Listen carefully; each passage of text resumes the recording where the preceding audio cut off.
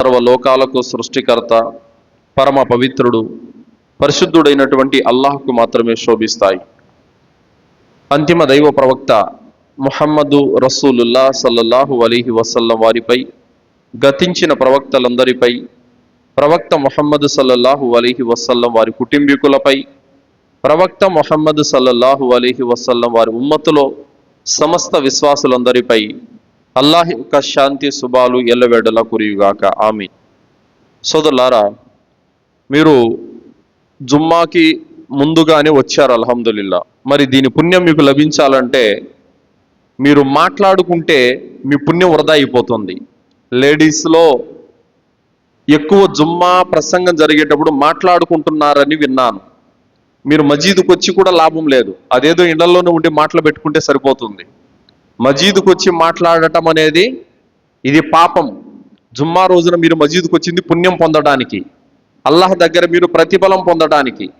కానీ మీరు మజీదుకు వచ్చి కూడా మాట్లాడుకుంటే మీ పుణ్యాన్ని మీ చేజేతులారా మీరు నాశనం చేసుకున్నట్టే. అలాగే ఇక్కడ కూడా కొంతమంది గోళ్లకు అనుకొని నిద్రపోతూ ఉంటారు. లాభం లేదు. శ్రద్ధగా దగ్గర కూర్చొని చెబుతున్న మాటలు వింటేనే మీకు పుణ్యం వస్తుంది. ఫోన్లు చూసుకుంటూ మాట్లాడుకుంటూ ఒకరినొకరు సైకిల్ చేసుకుంటూ లేదు. ప్రవక్త సల్లల్లాహు అలీహి వసల్లం వారు అన్నారు, జుమ్మా రోజున పక్కనున్న వ్యక్తిని ఊరకుండని ఒక మాట మాట్లాడినా కూడా అతని పుణ్యం అంతా నాశనం అయిపోతుంది అని చెప్పారు. జుమ్మా అనేది అంత ప్రాముఖ్యత కలిగినది. కావున కూర్చుంటే శ్రద్ధగా కూర్చొని వినాలి, అప్పుడే దాని పుణ్యం వస్తుంది. నిద్రపోతా తూగుతా ఫోన్లు చూసుకుంటా మాట్లాడుకుంటా సైకిల్ చేసుకుంటా ఉంటే లాభం లేదు. కాబట్టి అల్లా గృహంలో అల్లా సన్నిధిలో మనం ఉన్నామంటే ఎంతో మర్యాదగా పద్ధతిగా లక్షణంగా కూర్చోవాలి మనం. సోదరులారా, నేటి జుమ్మా ప్రసంగం లా ఇలాహా ఇల్లల్లాహ్ యొక్క జ్ఞానం ప్రతి ముస్లింకు తప్పకుండా ఉండాలి. ఈ మాట ఎందుకు చెప్పడం జరుగుతుందండి సోదరులారా? ఎప్పటి వరకైతే ఒక వ్యక్తికి జబ్బు తగ్గదో అప్పటి వరకు వైద్యుడు అతనికి వైద్యం చేస్తూనే ఉండాలి. ఎప్పటి వరకైతే గాయం మానదో అప్పటి వరకు మందు వేస్తూనే ఉండాలి.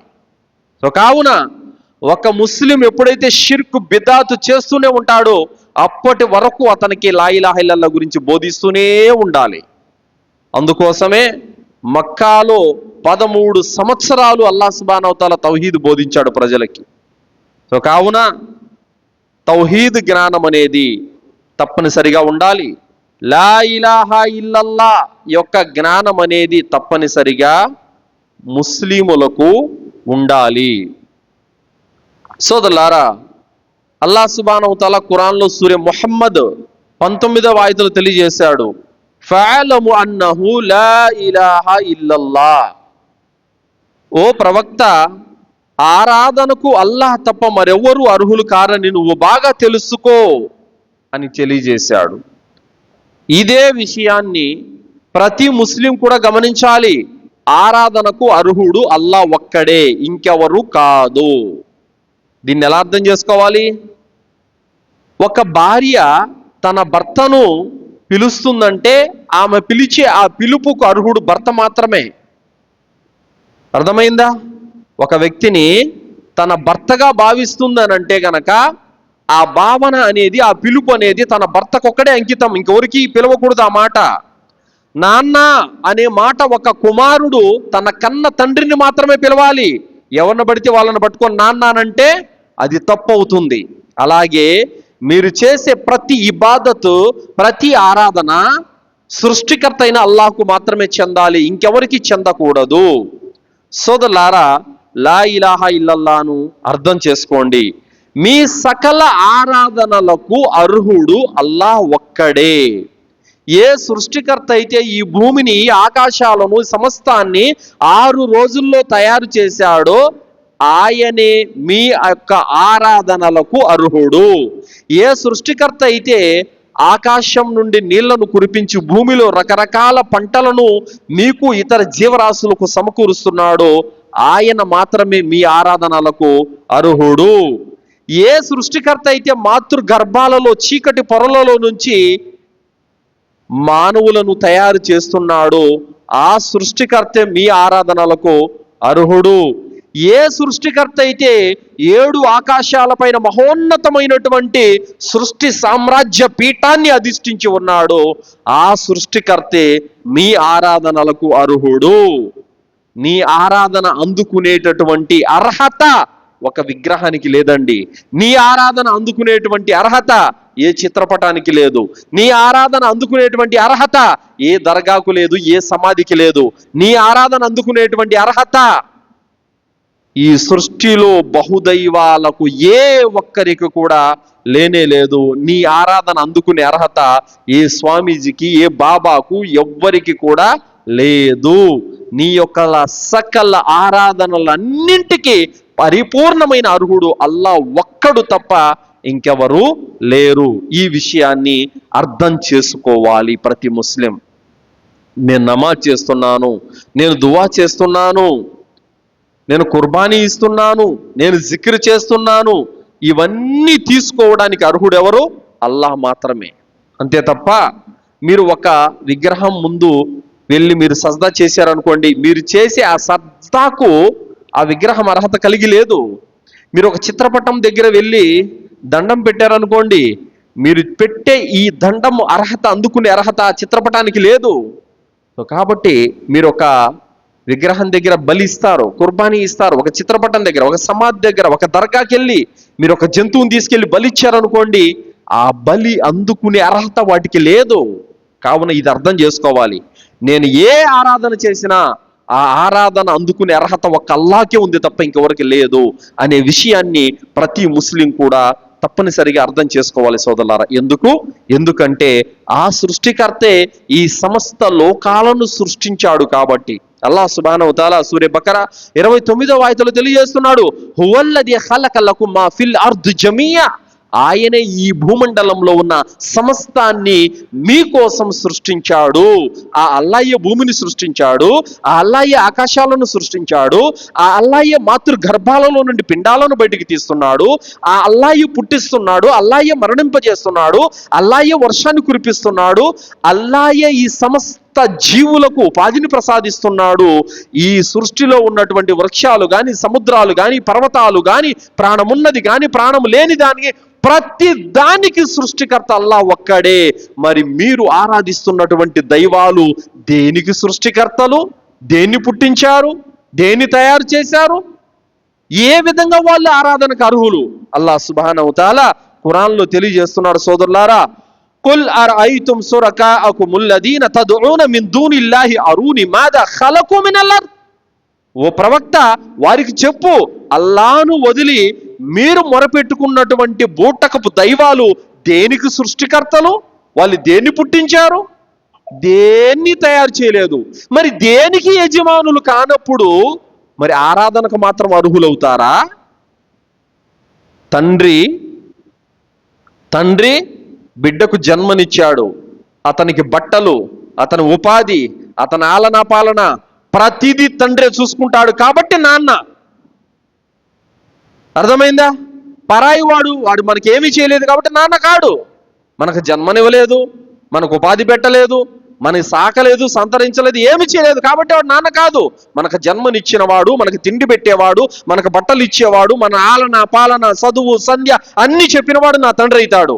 అలాగే నేను నడిచే నేలను పుట్టించిన వాడు అల్లా, నేను నివసిస్తున్న అటువంటి ఆకాశాన్ని పుట్టించిన వాడల్లా, నేను పీల్చుకుంటున్నటువంటి గాలిని సృష్టించిన వాడు అల్లా, నేను తాగే నీళ్లను సృష్టించిన వాడు అల్లా, నేను తినే ఉపాధిని సృష్టించిన వాడు అల్లా, నా జీవన మరణాల కారకుడు, ఈ సమస్త లోకాలకి యజమాని అల్లా. కాబట్టి అల్లా నా ప్రభువు, కాబట్టి అల్లా నా దేవుడు. అందుకే నేను ఆయన ఆరాధిస్తాను, అందుకే నేను ఆయన ముందర సజ్దా చేస్తాను. మరి ఆ సమాధి ఏం చేసిందని అక్కడికి వెళ్ళి నువ్వు మొక్కుతున్నావు? అది దేన్ని తయారు చేసిందని అక్కడికి వెళ్ళి సజ్దా చేస్తున్నావు? ఇది అర్థం చేసుకోవాలి. ప్రతి ముస్లిం కూడా ఎక్కడ పడితే అక్కడ సజ్దా చేయడం, ఎక్కడ పడితే అక్కడ దువాలు చేయడం, ఎక్కడ పడితే అక్కడికి వెళ్ళి ప్రదక్షిణలు తిరగడం, ఎక్కడ పడితే అక్కడికి వెళ్ళి దీపాలు ముట్టించడం కాదు. సృష్టికర్త ఎవరో, ఆరాధనకు అర్హత ఎవరు కలిగి ఉన్నారో ఇది ప్రతి ముస్లిం తెలుసుకుంటే గనక తప్పనిసరిగా తన విశ్వాసం అనేది చక్కబడుతుంది సోదరులారా. కావున వాళ్ళు సృష్టికర్తలే కారు, దేనికి యజమానులు కారు. అలాంటప్పుడు మీరు దేనికి మొక్కుతున్నట్టు? వాళ్ళని ఏం లాభం మొక్కటం వల్ల?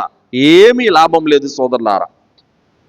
అలాగే ఈ సృష్టికర్త ఈ యొక్క సృష్టిలో ప్రతి ఒక్క ప్రాణి కానీ, అది నిర్జీవి కానీ సజీవి కానీ అల్లాహ్ను గుర్తించాయి, అల్లాహ్ను ఆరాధిస్తున్నాయి.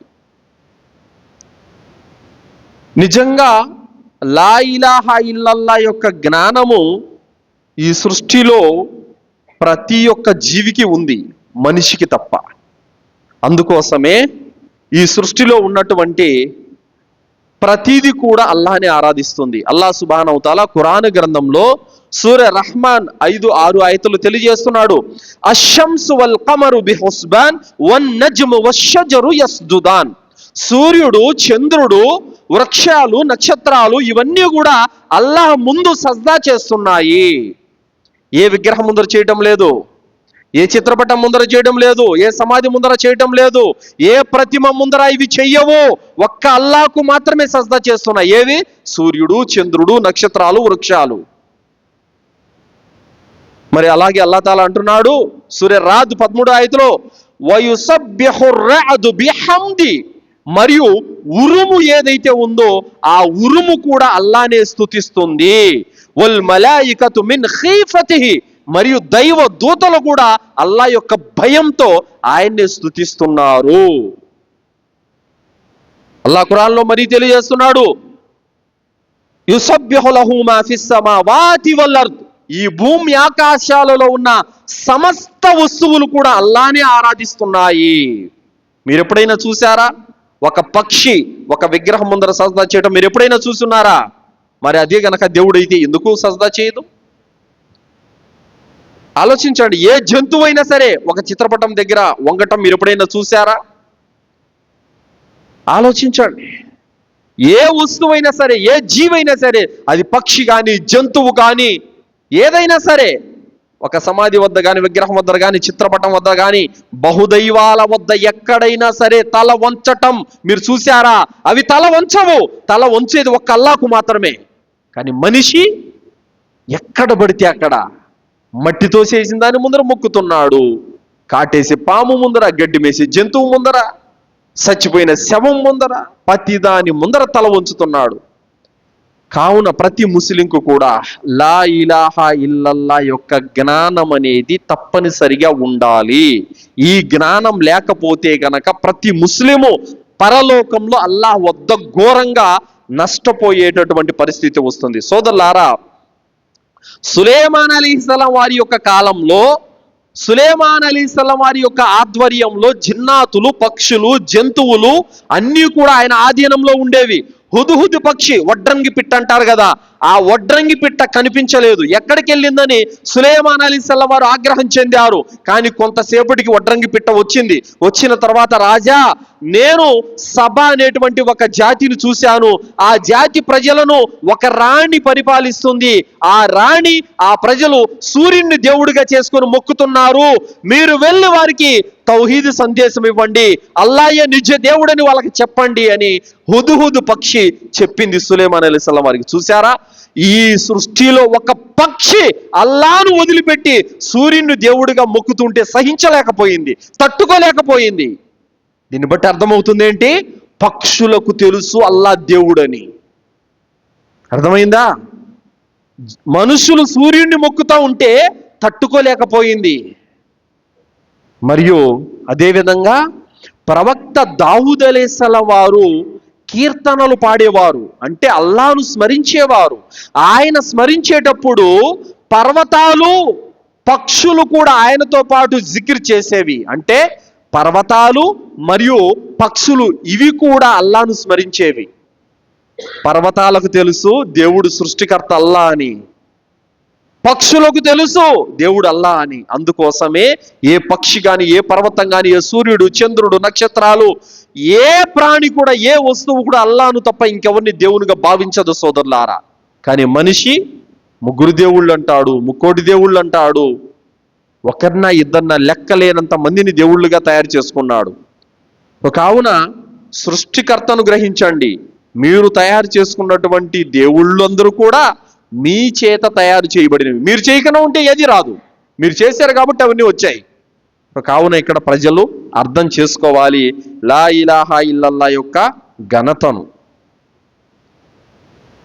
సోదరులారా, ఇక్కడ మనం తెలుసుకోవాల్సినటువంటి విషయం ఏమిటంటే, లా ఇలాహా ఇల్లల్లా యొక్క పరిపూర్ణమైనటువంటి జ్ఞానం అనేది ప్రతి ఒక్కరికి ఉంటేనే తన విశ్వాసాన్ని, తన ఆచరణను చక్కదిద్దుకోగలుగుతాడు.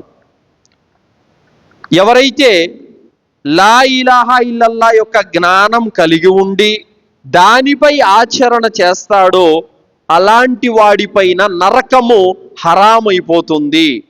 ప్రవక్త ముహమ్మద్ సల్లల్లాహు అలైహి వసల్లం వారు తెలియజేశారు, ఫఇన్నల్లాహ హర్రమ అలన్నార్ మన్ ఖాల లా ఇలాహా ఇల్లల్లా యబ్తగి బిజాలిక వజ్హల్లా. ఎవరైతే అల్లాహ్ ప్రసన్నత కోసం లా ఇలాహా ఇల్లల్లా పలుకుతారో అలాంటి వారిపైన నరకం హరామైపోతుంది. మీ మీద కూడా నరకం హరామైపోతుంది. ఎప్పుడైతే లా ఇలాహా ఇల్లల్లా జ్ఞానం కలిగి ఉంటారో, ఎప్పుడైతే లా ఇలాహా ఇల్లల్లా పైన మీరు ఆచరణ తీసుకొని వస్తారో, ఎప్పుడైతే మీరు షిర్కు జోలికి వెళ్లకుండా పటిష్టమైన తౌహీద్ మీద మీరు దృఢంగా ఉంటారో అప్పుడు మీ మీద కూడా నరకం హరామైపోతుంది. అంటే అర్థమేమని, నరకంలోకి మీరు వెళ్ళరు. ఎక్కడికి వెళ్తారు? జన్నత్కి వెళ్ళిపోతారు, స్వర్గంలో ప్రవేశిస్తారు. ఆ అదృష్టం మీకు కూడా కావాలంటే మీరేం చేయాలి? లా ఇలాహా ఇల్లల్లా మీరు ఏదైతే పలికారో ఆ యొక్క పలుకు, ఆ కలిమ ఈ దేహం మట్టిలో కలిసిపోయేంత వరకు అదే మాట మీద స్థిరంగా ఉండాలి. అప్పుడు మీ మీద కూడా నరకం హరామైపోతుంది, జన్నత్కు వెళతారు సోదరులారా, అల్హమ్దులిల్లా. కానీ మీరు నిద్ర లేసిన అంటే మీరు బహుదైవాల చుట్టూ తిరిగారనుకోండి, తాయెత్తులని, దారాలని, దర్గాలని, మంత్రాలని, తంత్రాలని తిరిగారనుకోండి, నరకం వాజిబ్ అయిపోతుంది. అంటే నరకం మీకు తప్పనిసరి అయిపోతుంది మళ్ళీ. సో కావున ప్రవక్త ముహమ్మద్ సల్లల్లాహు అలైహి వసల్లం వారు ప్రతిదీ మనకు నేర్పించారు. ఆయన నేర్పించిన ధర్మంలో ఈ దర్గాలు లేవు, ఆయన నేర్పించిన ఈ ధర్మంలో ఈ ఫాతిహాలు లేవు, ఆయన నేర్పించిన ఈ ధర్మంలో ఈ యొక్క దారాలు, తాయెత్తులు, టెంకాయలు, నిమ్మకాయలు లేవు, ఆయన నేర్పించిన ఈ ధర్మంలో ఉరుసులు, గంధాలు లేవు. ఖురాన్, హదీస్ ఈ రెండు మాత్రమే ప్రవక్త గారు మనకు నేర్పించారు. కాబట్టి ఆయన బాటన నడిచిన వాడే నిజంగా జన్నతుకు వెళ్ళిపోతాడు సోదరులారా. కావున ముహమ్మద్ సల్లల్లాహు అలైహి వసల్లం వారు మనకు స్వర్గ శుభవార్త ఇచ్చారు.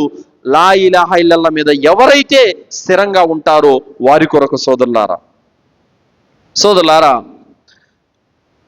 లా ఇలాహా ఇల్లల్లాను అర్థం చేసుకొని ఆచరించే వారే నిజమైన తౌహీద్ మీద ఉన్నటువంటి ముస్లిములు.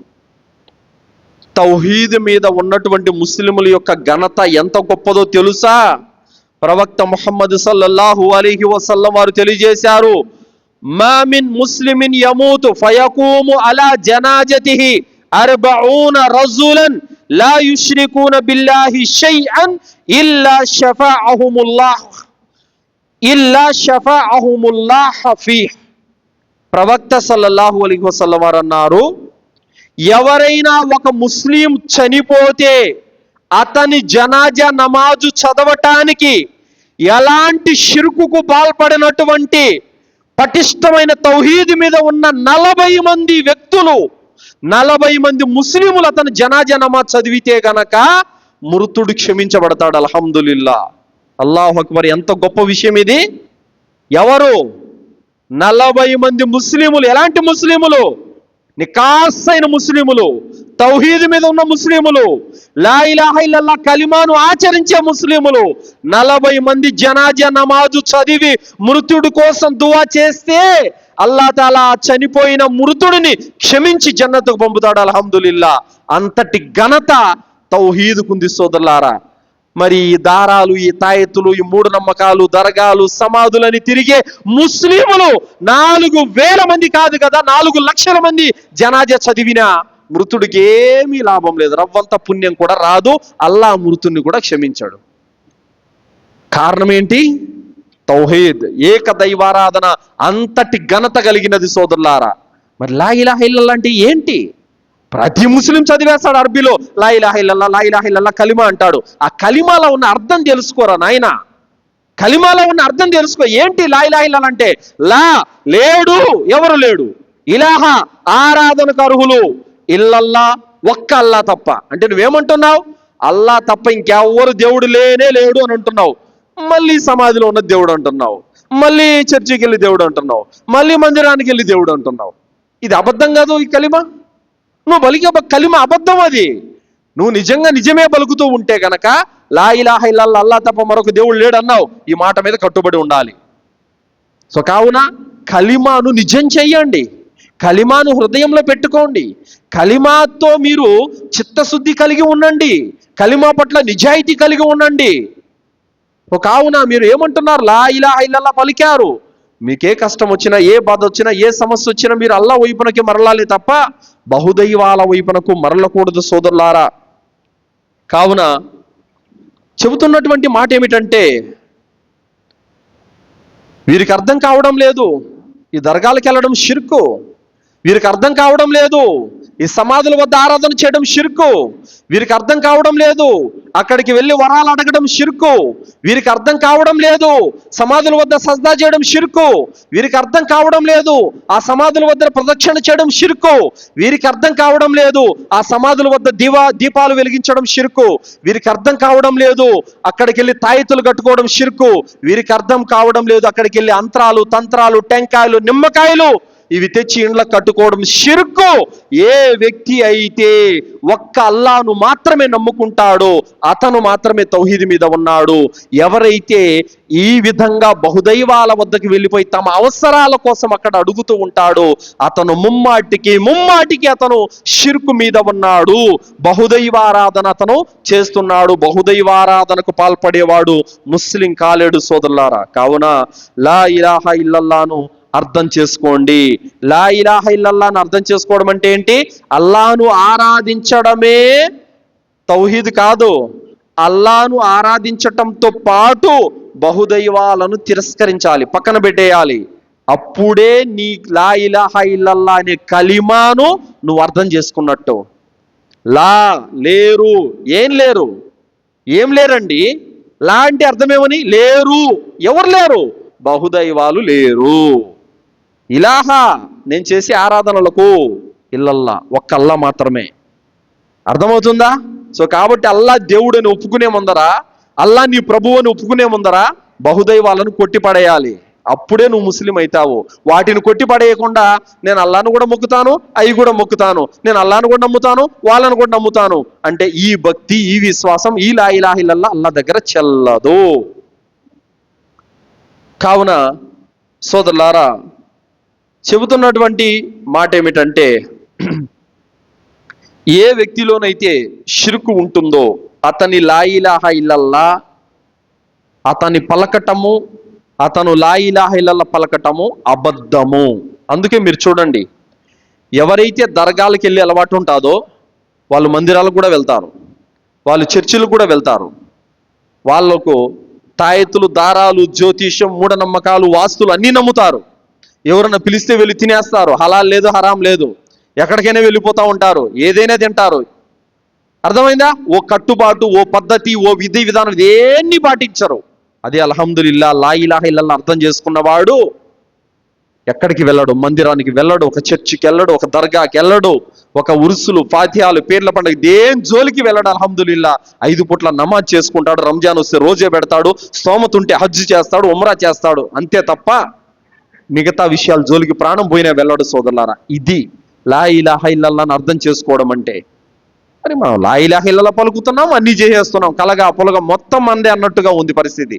అందుకోసమే చూడండి, లా ఇలాహ ఇల్లల్లా అంటారు కొంతమంది, గడ్డం పెంచుకొని ఉంటారు, టోపీ పెట్టుకొని ఉంటారు.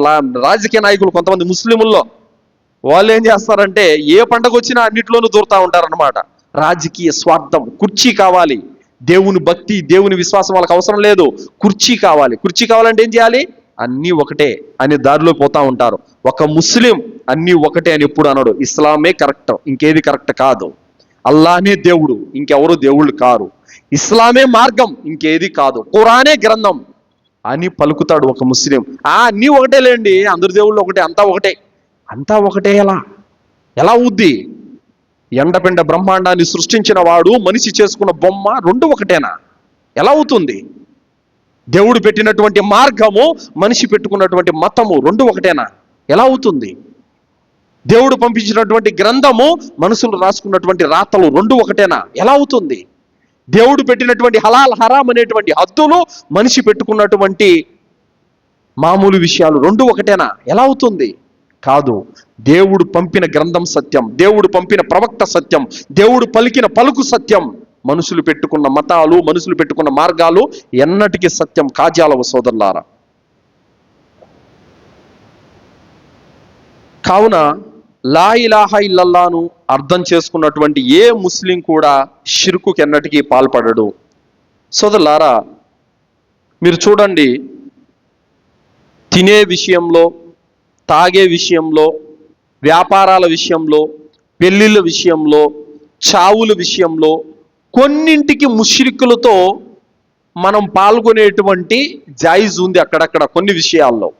కానీ ఒక్క షిర్కు విషయంలో మాత్రం కాంప్రమైజ్ అయ్యేటువంటి ప్రసక్తి లేదు సోదరులారా, ఎక్కడ కూడా లేదు. మీరు ఖురాన్ మొత్తం తిరగేయండి, హదీసులు మొత్తం చదవండి, బనీ ఇస్రాయిల్ వాక్యాలు కూడా చదవండి, ఎక్కడ కూడా షిర్కుతో కాంప్రమైజ్ అయినట్టు ఎక్కడ కనపడదు మీకు. కావున మీకు ఖురాన్, హదీసులు మరియు బనీ ఇస్రాయిల్ వాక్యాల్లో మీకు కనిపిస్తుంది పెద్ద పెద్ద ఘోరమైన పాపాలకు పాల్పడిన ముస్లిములను కూడా అల్లాహ్ సుబ్హానహు వ తఆలా క్షమించాడు, నరకం నుండి కాపాడాడు, జన్నతుకు పంపించాడు. కానీ షిర్కుకు పాల్పడి అదే స్థితిలో చనిపోయినటువంటి ఒక ముస్లిమును అల్లాహ్ క్షమించినట్టు మీకు ఎక్కడ కనపడదు. ఖురాన్లో కనపడదు, హదీసులో కనపడదు, బనీ ఇస్రాయిల్ వాక్యాల్లో ఎక్కడా కనపడదు. కాబట్టి సోదరులారా, ముస్లింలు అనుకుంటున్నారు వాళ్ళు గైర్లులే, వాళ్ళు మందిరాలకు వెళ్తున్నారు, అది వాళ్లకు అల్లాహ్ దగ్గర శిక్ష, మాకు కాదులే అనుకుంటున్నారేమో. మీరు చేసేది కూడా షిర్కే. కావున మీరు కూడా ఈ యంత్రాలు, ఈ మంత్రాలు, ఈ తంత్రాలు, ఈ మూఢనమ్మకాలు, జ్యోతిష్యం వీటి జోలికి వెళ్లకుండా లా ఇలాహా ఇల్లల్లాహ్ కలిమా మీద చిత్తశుద్ధితో నిజాయితీగా ఉండండి. అప్పుడే మీరు కూడా రక్షించబడతారు. అలా కాకుండా అంతా మనదే, అన్నీ మనయే అని చెప్పేసి కలగా బొలగం చేశారనుకోండి, అల్లాహ్ దగ్గర తీర్పు దినం రోజున ఘోరంగా మనం కూడా నష్టపోయేటటువంటి పరిస్థితి ఉంటుంది. సోదరులారా, లా ఇలాహా ఇల్లల్లా అనే కలిమా మీకు అర్థం కావడానికి నేను ఓ ఉదాహరణ మీకు చెబుతాను. లా ఇలాహా ఇల్లల్లా యొక్క కలిమాలో రెండు ఉన్నాయి. ఒకటి నఫీ అంటే తిరస్కరణ, రెండు ఇస్బాత్. ఇస్బాత్ అనంటే స్వీకరణ, అంటే బహుదైవాలను తిరస్కరించి ఒక్కడైనటువంటి అల్లాహనే నా ప్రభువుగా స్వీకరించడం అన్నమాట. ఇది ఎలాంటిదంటే సోదరులారా, ఒక రైతు పంట వేసే ముందు ఏం చేస్తాడు? ఆ పొలంలో ఉన్నటువంటి పిచ్చి మొక్కలన్నీ కూడా వేరి పారేస్తాడు, అవునా కాదా? ఆ పొలంలో ఉన్నటువంటి పిచ్చి మొక్కలు, చెత్త చెదారం అంతా కూడా ఊడ్చి క్లీన్ చేసేస్తాడు. చక్కగా చదును చేసి దున్ని పొలం అంతా రెడీ చేసి తర్వాత విత్తనాలు నాటుతాడు. ఏ విధంగానైతే ఒక రైతు విత్తనాలు నాటే ముందు, పంట వేసే ముందు చేనును శుభ్రం చేస్తాడో, ఆ విధంగా మీరు అల్లాహే దేవుడు, అల్లాహే నా ప్రభువు, అల్లాహే నా సృష్టికర్త అనే విశ్వాసం మీ హృదయంలో వేసుకునే ముందు, మీ హృదయంలో అప్పటి వరకు ఈ దర్గాల పట్ల, సమాధుల పట్ల, విగ్రహాల పట్ల, చిత్రపటాల పట్ల, మూఢనమ్మకాల పట్ల భక్తి, విశ్వాసం, ఆరాధన భావం ఏదైనా ఉంటే దాన్ని తీసి పక్కన పడినంత వరకు మీ విశ్వాసం చక్కబడదు సోదరులారా. ఏ విధంగా ఒక రైతు పంట వేసే ముందు దాన్ని క్లీన్ చేయకుండా, పిచ్చి మొక్కలు పెరగకుండా అలాగే నాటేస్తే ఆ పంట సరిగా పండదో, ఆ విధంగా ఒక ముస్లిం హృదయంలో బహుదైవాల పట్ల ప్రేమ అలాగే పెట్టుకొని ఆ వ్యక్తి అల్లాను కూడా నేను ఆరాధిస్తానంటే అలాంటి విశ్వాసం అల్లాహ్ దగ్గర ఏ విధంగా లాభం లేదు. అలాంటి వాడి పుణ్యాలు కూడా వృధా అయిపోతాయి సోదరులారా. ఎప్పుడైతే ఒక రైతు పంట వేసి దాంట్లో కలుపు మొక్కలు కూడా తీసేస్తూ ఉంటాడు, ఎందుకు? పంట బాగా రావాలని. కలుపు మొక్కలు ఉంటే ఒరిజినల్ పంట ఏదైతే ఉందో అది సరిగా రాదు, కలుపు మొక్కలు మాత్రం బాగా పెరిగిపోతాయి. ఆ విధంగా ఒక ముస్లిం హృదయంలో అల్లాహ్ పట్ల ప్రేమ, అల్లాహ్ పట్ల విశ్వాసం, అల్లాహ్ పట్ల విధేయత, అల్లాహ్ పట్ల భక్తి భావం ఉండాలే తప్ప, లేదండి నేను అల్లాహ్ను కూడా ఆరాధిస్తాను, నేను ఆయన్ను కూడా ఆరాధిస్తాను అని అంటే ఇలాంటి విశ్వాసము అల్లాహ్ తీసుకోడు. కావున సోదరులారా, మీరు అర్థం చేసుకోండి లా ఇలాహా ఇల్లల్లాహ్ను. ఏ విధంగా ఒక రైతు కలుపు మొక్కలను, పిచ్చి మొక్కలను పీకి పడేశాడో, ఆ విధంగా మీరు కూడా బహుదైవాల పట్ల ప్రేమ మీ హృదయంలో నుంచి తీసి పక్కన పడినంత వరకు అల్లాహ్ ప్రేమ మీ హృదయంలో చేరనట్టే లెక్క. అల్లాహ్ ప్రేమ, విశ్వాసం మీ హృదయంలో చేరాలంటే బహుదైవాల పట్ల మీకు భక్తి భావం ఉండకూడదు. అల్లాహ్ సుబ్హానహు వ తఆలా ఖురాన్ గ్రంథంలో ఏమంటున్నాడు? ఫమయక్ఫుర్ బిత్తాగూత్, ఎవరైతే బహుదైవాలను తిరస్కరిస్తారో, తాగూత్ అంటే బహుదైవారాధనను తిరస్కరిస్తారో, వయుమిన్ బిల్లాహ్, మరియు ఎవరైతే అల్లాహ్ను విశ్వసిస్తారో అలాంటి వారికి ఎలాంటి భయం లేదని అల్లాహ్ సుబ్హానహు వ తఆలా తెలియచేశాడు అన్నమాట. కావున సోదరులారా, ఈరోజు మనలో లా ఇలాహ ఇల్లల్లాహ్ యొక్క జ్ఞానం లేదంటే కారణం ఖురాన్ హదీసులు చదవటం లేదు, ఖురాన్ హదీసుల జ్ఞానాన్ని నేర్చుకోవటం లేదు. అందుకోసమే లా ఇలాహ ఇల్లల్లాహ్ను మనం అర్థం చేసుకోలేకున్నాం సోదరులారా. కావున ఈరోజు బిడ్డలకు కూడా ఎవరు నేర్పటం లేదు. ఎంతసేపు దునియా ఫిక్ర్ అయిపోయింది. నా కొడుక్కి పొలం ఇవ్వాలి, నా కొడుకు ఇల్లు ఇవ్వాలి, నా కొడుకు బండి ఇవ్వాలి, నా కొడుకు అది ఇది, కూతుర్లకింత కొడుకులకింత అని ఇదే ధ్యాసలో ఉన్నారే తప్ప ఏ తల్లిదండ్రులు కూడా నా కొడుక్కి లా ఇలాహ ఇల్లల్లాహ్ నేర్పాలి, నేను చనిపోయిన తర్వాత కూడా నా కొడుకు 5 పూట్ల నమాజ్ చేయాలి అన్న భావన లేదు. ఏమండి, మాట్లాడకండి. మీరు మాట్లాడుకోవడానికి ఏంటండి? ఇది జుమ్మా జరుగుతుంది, ఇక్కడ మస్జిద్, ఇది అస్తగ్ఫిరుల్లా. చూడండి, వినండి. లా ఇలాహ ఇల్లల్లాహ్ యొక్క కలిమాను మన బిడ్డలకు మనం నేర్పాలి. లుక్మాన్ అలైహిస్సలాం వారు అన్నారు, ఏమన్నారు? యా బునయ్యా, ఓ నా ముద్దుల కుమారుడా, లా తుష్రిక్ బిల్లా, అల్లాహ్తో పాటు నువ్వు మరొక దేవుణ్ణి చేర్చవద్దు. ఇన్న షిర్క లజుల్మున్ అజీం, షిర్క్ అనేది మహాఘోరమైనటువంటి దుర్మార్గం, జులుం అని చెప్పారు. బిడ్డలకు నేర్పాలండి. నాయనా, లా ఇలాహ ఇల్లల్లాహ్ నేర్చుకో. మన దేవుడు అల్లా, మన ప్రభువు అల్లా, ఇంకెవరు దేవుళ్ళు కాదు. ఎవరిని మొక్కద్దు, ఎవరిని చేయొద్దు, దండం పెట్టద్దు, ఎక్కడ సజ్దా చేయొద్దు, అల్లాహ్ను మాత్రమే ఆరాధించను మన బిడ్డలకు మనం నేర్పాలి. యాకూబ్ అలైహిస్సలాం వారు మరణ గడియల్లో ఉన్నప్పుడు బిడ్డలందరినీ దగ్గరికి పిలిచారు. ఓ నా బిడ్డలారా, నా మరణం తర్వాత మీరు ఎవరిని ఆరాధిస్తారు అని అనగానే, నాన్న మీరు భయపడవద్దు, మీ తాత ముత్తాతలైనటువంటి ఇబ్రాహీము, ఇస్సాకు, ఇస్మాయిలు ఏ దేవుడైనటువంటి అల్లాహ్ను ఆరాధించారో మేము కూడా అదే అల్లాహ్ను ఆరాధిస్తామని చెప్పేసి తండ్రికి మాట ఇచ్చారు.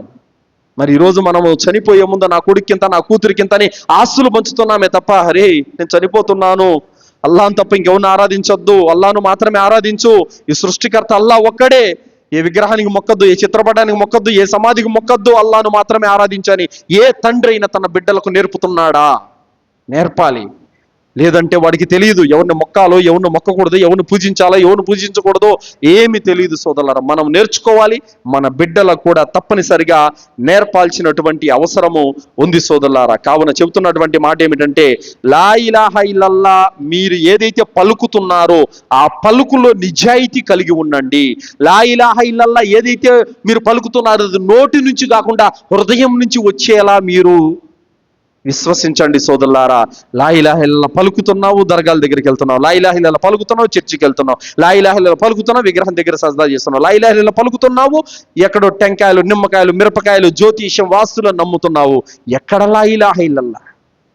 ఏంటి లా ఇలాహ ఇల్లల్లాహ్ చెప్పి ఇవన్నీ చేస్తున్నావంటే నీకు ఇంకా లా ఇలాహ ఇల్లల్లాహ్ అర్థం కావడం లేదు. ఒక్కసారి ఈ కలిమాను అర్థం చేసుకోండి. అల్లాహ్ తప్ప మరొక దేవుడు లేడు, లేడంటే లేడంతే, ఇంకతం అయిపోయి. ఇంకెవరు దేవుడు? అల్లాహ్ ఒక్కడే, అయిపోయి. ఇంక బతికినంత కాలం మనము అల్లాహ్ను మాత్రమే ఆరాధించాలి.